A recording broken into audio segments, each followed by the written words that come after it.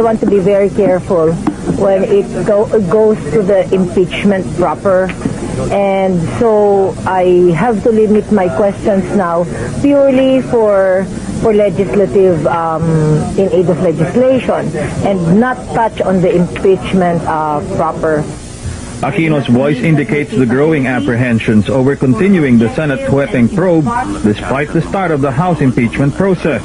I'm afraid that when it will have to come to us, I do not like to be caught or be inhibited because we already have discussed the matter here.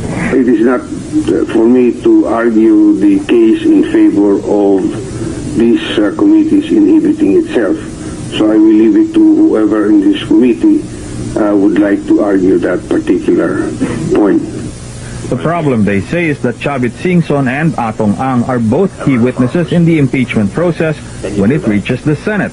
Ibig sabihin ng Korte Suprema, pwedeng magpatuloy ang Senate Blue Ribbon Committee pero tungkol lamang sa investigasyon kung pwede nating illegalize ang wetting o dapat natin i-privatize ang wetting. Hindi sinabi ng Korte Suprema na maaari kaming magpatuloy ng aming investigasyon maski nakakapasok na kami doon sa mga impeachment charges.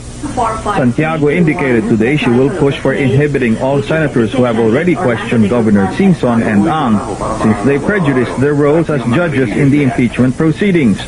That case will probably come to us and in effect therefore we will be replaying our proceedings and therefore the charge of prejudging would become valid at that point.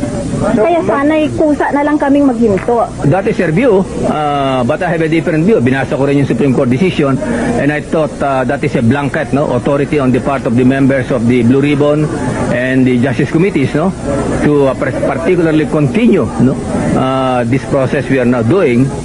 Senate leaders doubt just as much if the motion for inhibition will flourish at all in the chamber.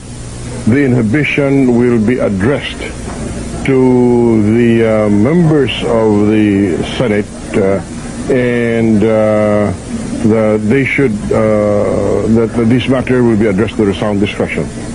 General rule is that it is left to the individual senator to make the determination whether he should be inhibit himself or not. Bobina Brita, the National Network, at the Senate.